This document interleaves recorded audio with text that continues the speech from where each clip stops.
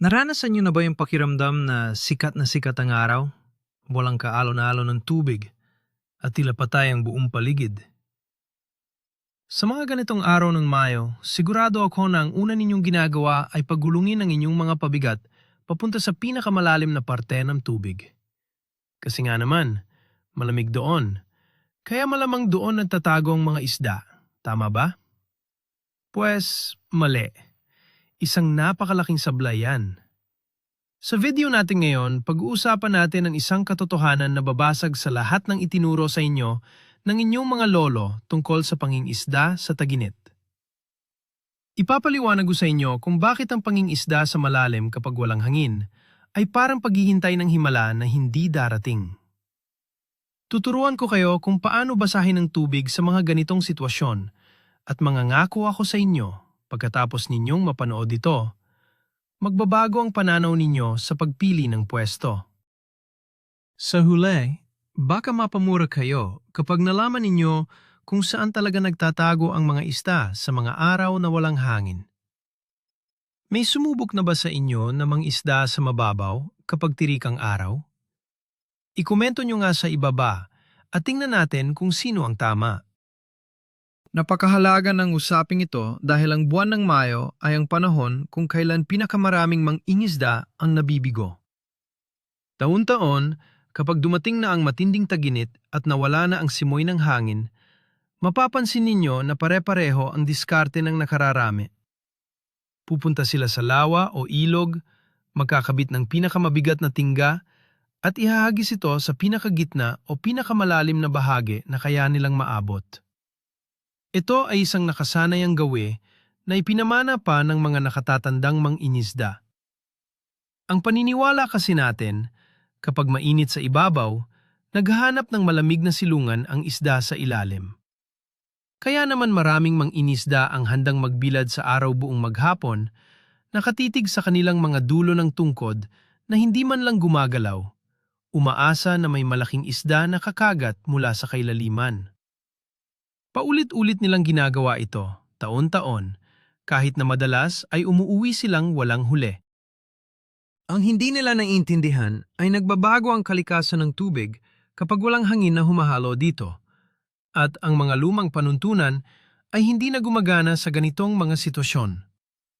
Kailangan nating intindihin kung bakit ang nakasanayan ay hindi palaging tama, lalo na kapag kalaban natin ang matinding init at tahimik na tubig.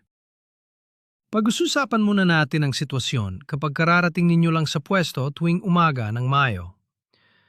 Tumingin kayo sa tubig at makikita ninyo na parang isang malaking salamin ang ibabaw nito. Walang kahit anong paggalaw, walang alon at walang hangin na dumadampi sa inyong mga mukha. Sa ganitong sitwasyon, ang unang instinct ng isang mangingisda ay ihagis ang pain sa pinakamalalim na butas.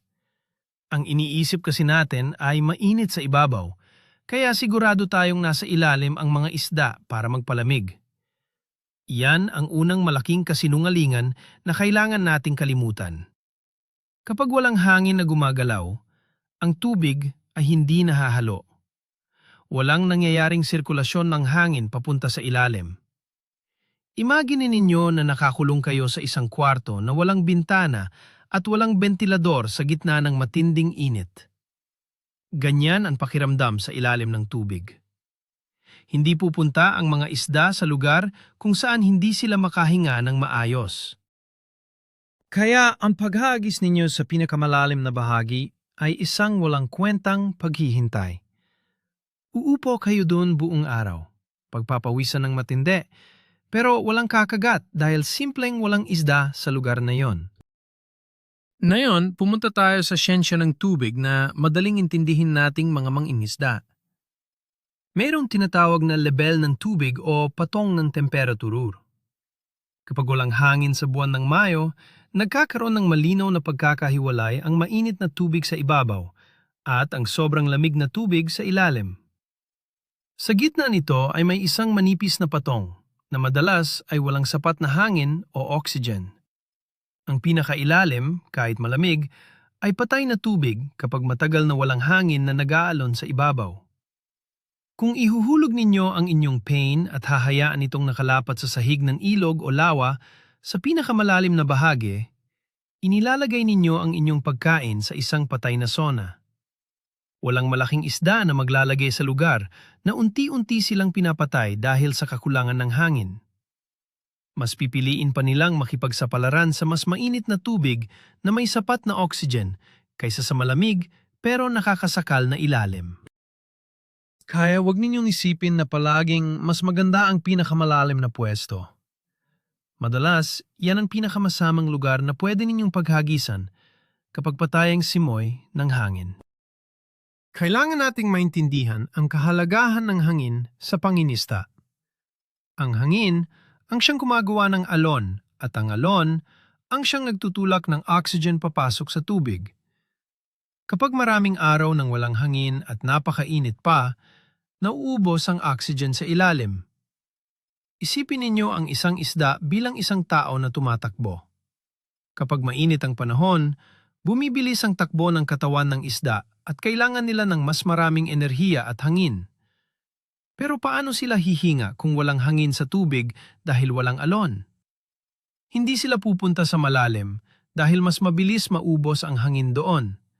Ang gagawin nila ay maghahanap sila ng mga lugar na may kaunting paggalaw o may natural na pinanggagalingan ng oxygen.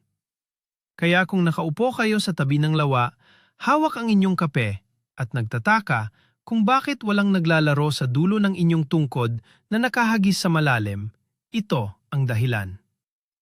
Naghihintay kayo sa lugar kung saan walang buhay. Kailangan ninyong sundan kung saan naroon ang hangin, kahit galon ito kaliit, dahil nandun din ang mga isda na inyong hinahanap. Dito na pumapasok ang importansya ng mga anino at mga estruktura sa halip na lalim ng tubig. Imbes na hanapin ninyo ang pinakamalalim na butas, ang dapat ninyong hanapin kapag walang hangin ay ang mga lugar na may lilim. Mga haligi ng tulay, malalaking puno na nakalawit sa tubig, o kahit mga pantalan. Sa ilalim ng mga estrukturang ito, hindi gaanong tinatamaan ng sikat ng araw ang tubig, kaya hindi ito kasing init ng nasa gitna. Dagdag pa rito, ang mga isda ay nakakaramdam ng proteksyon sa mga lugar na ito kapag malenaw at patay ang tubig. Hindi nila kailangang pumunta sa malalim kung meron namang bubong na sumasangga sa sikat ng araw.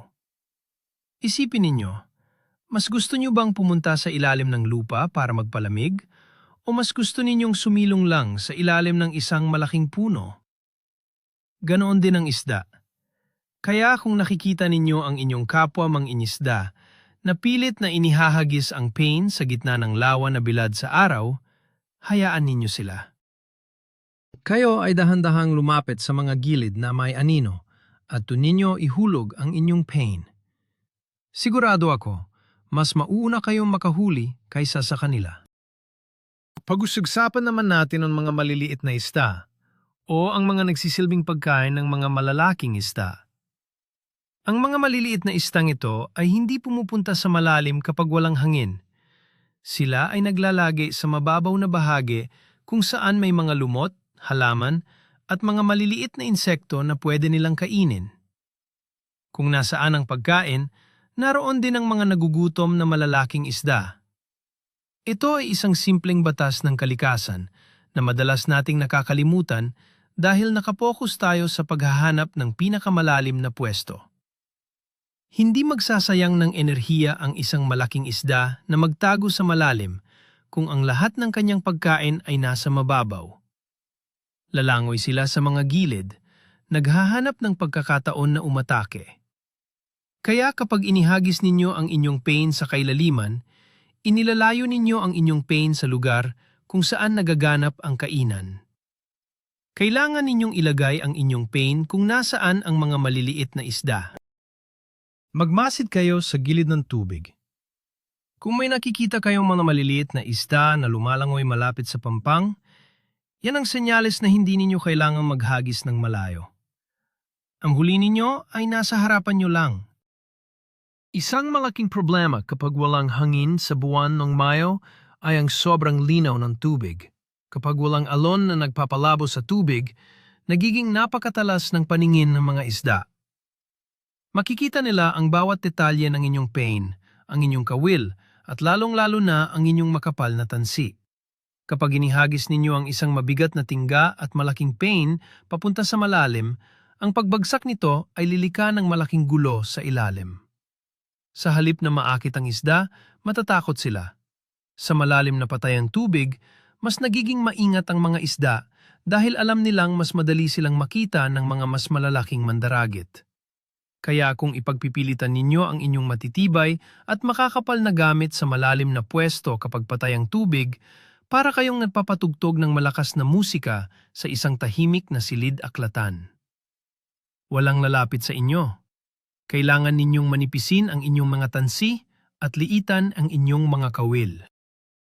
Mas maliit, mas manipis, mas natural ang galaw. Ito ang sekreto para malinglang ang mga maingat na isda sa mga araw na parang salamin ang ibabaw ng tubig. Ngayon, pag-usapan natin ang ugali nating mga mangingisda. Nakaupo kayo sa ilalim ng inyong payong, pawis na pawis, at nakatingin sa tatlong tungkod na nakahagis sa pinakamalalim na parte ng tubig. Lumipas na ang 3 oras. Hindi man lang gumalaw ang dulo ng tungkod. Ano ang ginagawa ng marami? Wala. Nakaupo lang sila, nagtitiis, at sinisisi ang mainit na panahon kung bakit walang huli. Ito ang tinatawag kong sakit ng tamad na mangingisda. Kapag walang hangin at napakainit, hindi pwedeng maghintay lang tayo na kusang lumapit ang isda. Kung ayaw kumagat sa malalim, ibig sabihin walang isda doon. Kailangan ninyong gumalaw.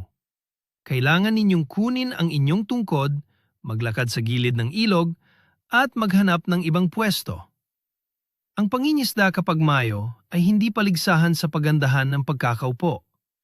Ito ay paligsahan sa kung sino ang mas nakakaintindi sa galaw ng isda. Kung patay ang malalim na bahagi, subukan ninyo sa mababaw. Subukan ninyo sa gilid ng mga puno. Subukan ninyo sa mga lugar na may dumadaloy na maliit na tubig. Huwag ninyong hayaang masira ang araw ninyo sa paghihintay sa isang pwesto na walang pag-asa. Isang magandang diskarte na hindi madalas ginagawa ng mga mangingisda natin ay ang paghahanap sa gitnang lebel ng tubig. Kapag hindi komportable ang isda sa sobrang init na ibabaw at sa walang hangin na ilalim, madalas silang nakalutang lang sa gitnang bahagi ng tubig. Ito yung tinatawag nating mga isdang nakasuspinde. Kung nakalapat ang inyong pain sa pinakailalim ng putikan, hindi ito makikita ng mga isdang nakalutang sa gitna. Ang solusyon dito ay ang paggamit ng mga palutang o pagbabago ng haba ng inyong tangsi mula sa pabigat. Subukan ninyong iangat ang inyong pain ng 1 metro o 2 metro mula sa ilalim. Maraming pagkakataon na ang mga malalaking isda ay naghihintay lang sa tamang lalim kung saan tama lang ang temperatura at may sapat na oxygen. Kapag napadaan ang inyong pain sa harap nila, siguradong dadambahin nila ito. Ang pagiging bukas sa ideya na hindi lahat ng isda ay nasa sahig ng lawa ay isang malaking hakbang para maging mas magaling na mangingisda. Huwag kayong makulong sa ideya na ang pangingisda ay laging nasa ibabaw o laging nasa ilalim. Madalas, ang sikreto ay nasa gitna. Huwag din nating kalimutan ang papel ng mga halamang tubig o mga damo sa ilalim ng tubig kapag walang hangin. Sa araw, ang mga halamang ito ay gumagawa ng oxygen sa pamamagitan ng sikat ng araw. Ibig sabihin, ang mga lugar na may halamang tubig sa mababaw o katamtamang lalim ay mayaman sa oxygen na kailangan ng mga isda. Ito ay tila isang pabrika ng hangin sa ilalim ng tubig kapag patay ang simoy ng hangin sa itaas. Kung patuloy ninyong inihahagis ang inyong pain sa malalim na bahagi kung saan puro putik lang at walang halaman, inilalayo ninyo ang inyong sarili sa lugar kung saan komportable ang mga isda. Hanapin ninyo ang mga gilid kung saan may mga matataas na damo sa ilalim ng tubig. Oo, mas madalas sasabit ang inyong kawil at oo, mas mahirap mangisda doon. Pero bilang isang mangingisda, Mas gugustuhin ko ng magsabit-sabit sa damo na may tsansang makahuli ng malaki, kaysa maghulog sa malinis pero walang isdang kalaliman. Ang mga isda ay matatalino. Alam nila kung saan sila makakahinga ng maayos, at madalas ay nasa paligid yan ng mga halamang tubig. Tingnan din natin ang uri ng lupa sa ilalim ng tubig. Kapag kayo ay nangingisda sa malalim at puro malambot na putik ang ilalim, lalo na kapag buwan ng Mayo at walang hangin, ang putik na iyon ay naglalabas ng mga gas na nakakasama sa isda. Dahil walang nagpapagalaw sa tubig, naiipon ang masamang amoy at gas na ito sa pinakailalim. Sinong isda ang gustong tumambay sa isang lugar na amoy bulok na itlog at walang hangin? Wala. Mas pipiliin nilang lumipat sa mga lugar na may matitigas na bato o buhangin kahit na mas mababaw ito. Ang mga batuhan ay hindi naglalabas ng gas at madalas ay may mga maliliit na hipon o insekto na nakadikit sa kanila.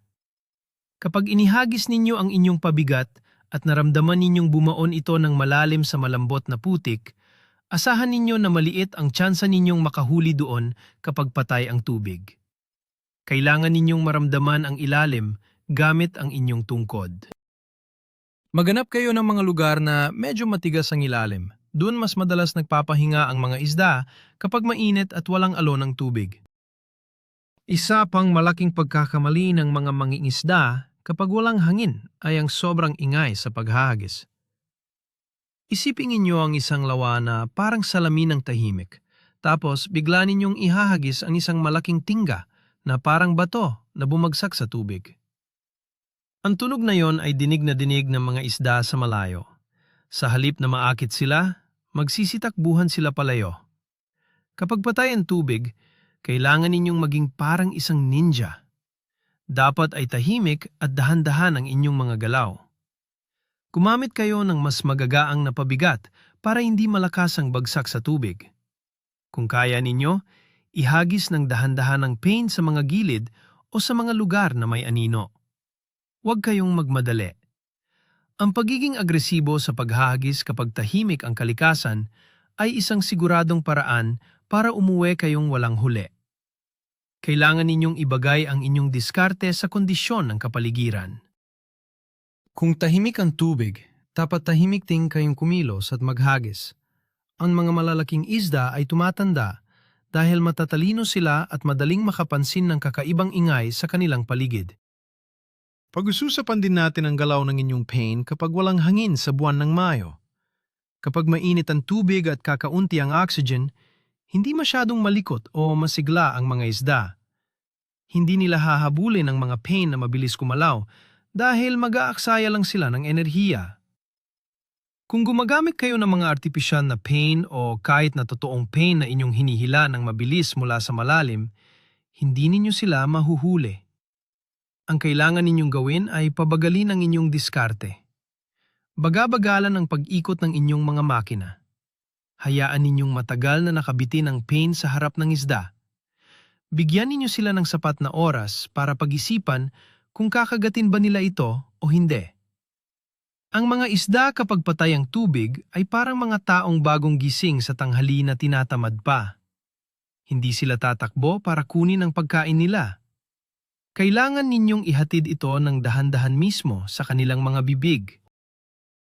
Kung patuloy kayong mangigista na parang may karera sa bilis ng paghila, mapapagod lang kayo at wala kayong maiuwing isda sa inyong mga pamilya.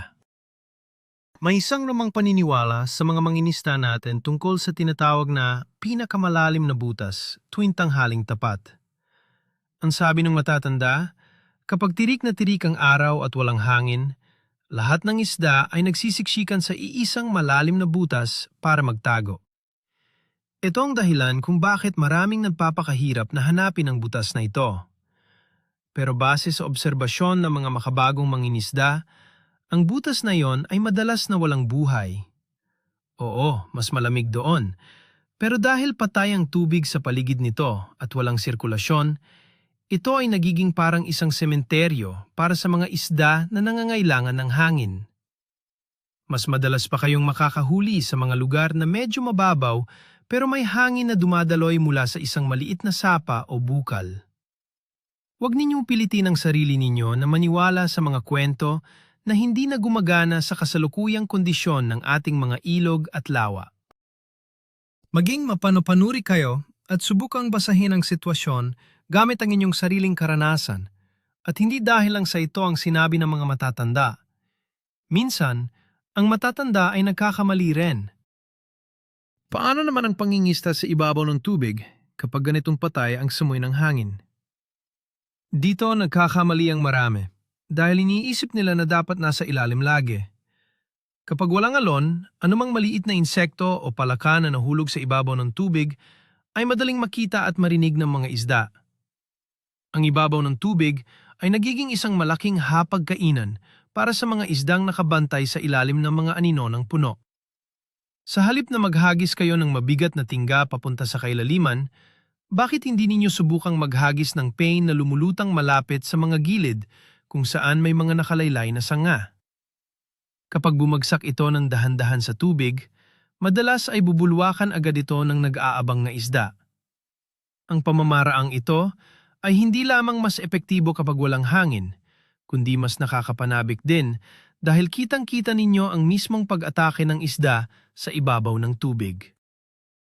Kalimutan ninyo muna ang ilalim at tumingin kayo sa mga oportunidad na naghihintay sa mismong ibabaw ng tubig kapag tahimik ang buong paligid. Kailangan din nating maging mapagmasid sa mga maliliit na daloy ng tubig. Kapag ang buong lawa ay patay at walang hangin, ang pinakamaliit na paggalaw ng tubig ay nagiging parang ginto para sa mga isda. Hanapin ninyo kung saan may maliit na sapa na pumapasok sa lawa o kung saan may mga tubo na naglalabas ng malinis na tubig. Kahit gaano pa kaliit ang agos na ito, nagdadala ito ng sariwang oxygen at posibleng mga maliliit na pagkain. Ang mga lugar na ito, kahit napakababaw, ay magiging tagpuan ng mga isda na naghahanap ng ginhawa mula sa naiinitan at stagnant na tubig. Kung ihahagis ninyo ang inyong pain ng malayo sa mga lugar na ito dahil mas gusto ninyo sa malalim, sinasayang ninyo ang pinakamagandang pagkakataon na makahuli. Ang pangingisda ay hindi paligsahan sa palayuan ng hagis. Ito ay tungkol sa kung sino ang marunong humanap ng buhay sa ilalim ng tubig. At sa mga araw ng Mayo na walang hangin, ang buhay ay madalas na nasa mga lugar na may daloy, hindi sa mga lugar na may pinakamalalim na tubig. Pansinin ninyo kung ano ang nangyayari kapag nagsimula ng lumubog ang araw. Buong maghapon, bilad sa init ang tubig at walang hangin. Pero kapag nag-aagaw dilim na, nagsisimulang lumamig ang paligid at paminsan-minsan ay may dumadamping manipis na simoy ng hangin.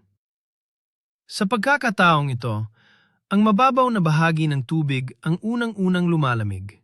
Dahil dito, ang mga isda na nagtatago sa mga anino o nakasuspinde sa gitna buong araw ay biglang lalabas at pupunta sa mababaw para maghanap ng pagkain. Ito ang oras na tinatawag na transition period.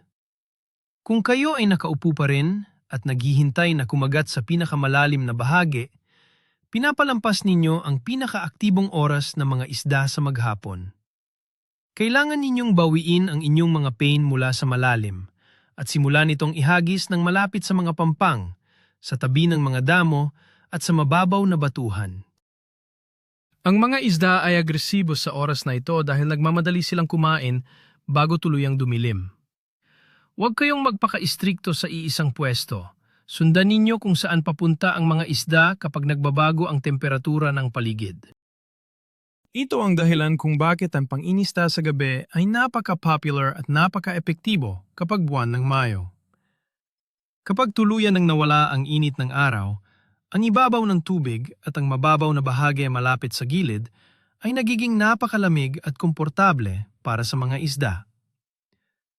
Ang mga malalaking isda na hindi gumagalaw at hindi kumakain ng maghapon dahil sa kakulangan ng hangin at tindi ng init, ay lalangoy papunta sa napakababaw na bahagi para manghuli ng maliliit na isda at palaka.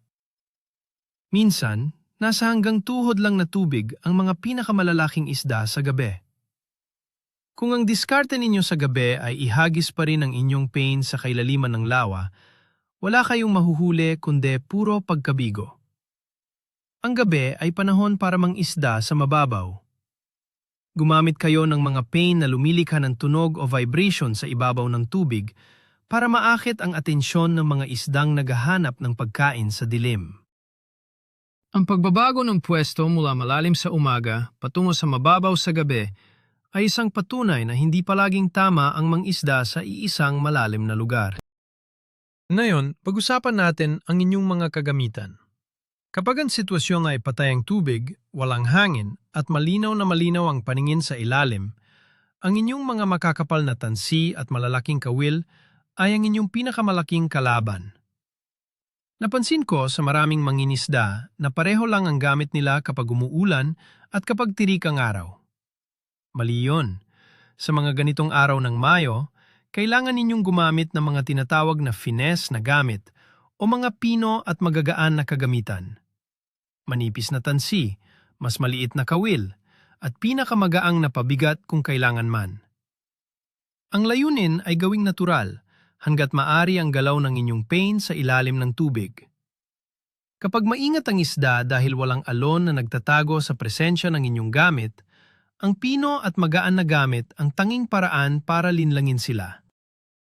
Kung magpipilit kayo na gumamit ng gamit na pangdagat sa isang tahimik na lawa, hindi kayo dapat magtaka kung bakit ang inyong katabi na gumagamit ng manipis na tansi ay sunod-sunod ang huli, habang kayo ay nakatitig lang sa tubig na parang bato. Isa pang malaking bahagi ng pangingista na kailangan nating labanan ay ang ating sariling inip at katamaran. Nakaupo kayo doon buong araw, naiinitan, walang hangin, pawis na pawis. Madaling sabihin na wala talagang isda ngayon dahil napakainit. At kaya uupo na lang kayo doon at inom ng malamig na tubig habang naghihintay. Ito ay isang pagkatalo sa isipan bago pa man matapos ang pangingisda. Ang mga magagaling na mangingisda ay hindi sumusuko sa panahon. Kapag walang kumakagat sa malalim, nag-iisip sila. Nagbabago sila ng diskarte. Nagpapalit sila ng pain. Lumilipat sila ng pwesto. Naglalakad sila para maghanap ng anino o ng dumadaloy na tubig. Ang matagumpay na pangingisda sa mga mahihirap na araw ng Mayo ay nangangailangan ng patuloy na pag-iisip at paggalaw. Kung palagi ninyong idadahilan ang walang hangin at mainit na panahon at mananatili kayong nakahagis sa patay na malalim na tubig, hindi kayo kailanman matututo. Kailangan ninyong tanggapin ang hamon ng kalikasan at hanapan ng paraan kung paano ninyo ito malalagpasan gamit ang tamang diskarte at kaalaman. Bilang pagwawakas sa bahaging ito, tandaan ninyo na ang lalim ng tubig ay hindi palaging katumbas ng mas maraming isda. Ito ay isang lumang kasabihan na maraming sinirang araw ng pangingisda. Kapag walang hangin ngayong Mayo, ang malalim na tubig ay madalas na patay, walang oxygen at iniiwasan ng mga isda. Kailangan ninyong masanay na basahin ang kalagayan ng paligid. Hanapin ninyo ang mga anino, ang mga halamang nagbibigay ng oxygen, ang mga isdang nakasuspinde sa gitna, at ang maliliit na daloy ng tubig na nagbibigay ng buhay. Baguhin ninyo ang inyong mga pino at magagaan na kagamitan at maging pasensyoso sa paggalaw ng inyong mga pain. Kapag natutunan ninyong bitawan ang inyong pagkahumaling sa pinakamalalim na butas ng lawa, at sinimulang intindihin kung paano talaga kumikilos ang mga isda kapag mainit at walang alon, mapapansin ninyo ang malaking pagbabago sa dami ng inyong huli. Panahon na para iwanan natin ang maling na kasanayan at maging mas matalino sa ating pagpili ng pwesto tuwing tayo ay pupunta sa pangingisda. Ngayon, naiintindihan nyo na kung bakit ang paghahagis ng direkta sa pinakamalalim na bahagi kapag walang hangin sa buwan ng Mayo ay isang napakalaking sablay. Ang pinakamatinding revelasyon dito ay habang kayo ay nag-aabang sa kailaliman buong araw at naiinitan ng walang nangyayari, ang mga malalaking isda na hinahanap ninyo ay malamang nasa gilid lang, nagpapahinga sa ilalim ng anino ng puno o nakalutang lang ng kalmado sa gitnang lebel ng tubig. Binabago nito ang lahat ng nakasanayan natin Dahil ibig sabihin nito, hindi natin kailangang maghagis ng napakalayo. Kailangan lang nating maghagis ng mas matalino. Kapag iniwan ninyo ang lumang paniniwala na mas malalim, mas mabuti kapag tag-init, siguradong dadami ang oras na kayo ay may huli kaysa sa oras na kayo ay naghihintay lang. Maraming salamat sa panunood ninyo sa video natin na yon. Kung nakatulong sa inyo ang mga diskarteng ito at nakapagpabago sa inyong pananaw, huwag ninyong kalimutang mag-subscribe sa ating channel para sa marami pang malulupit na tips. Pindutin nyo na rin ang like button kung sang-ayon kayo sa mga napag-usapan natin. Ngayon, gusto ko kayong tanungin. Sa susunod na isda kayo ng walang hangin, ipipilit nyo pa rin ba ang pain ninyo sa malalim? O susubukan nyo na sa mga gilid na may anino? Ikomento nyo ang inyong sagot sa ibaba at mag-usap tayo.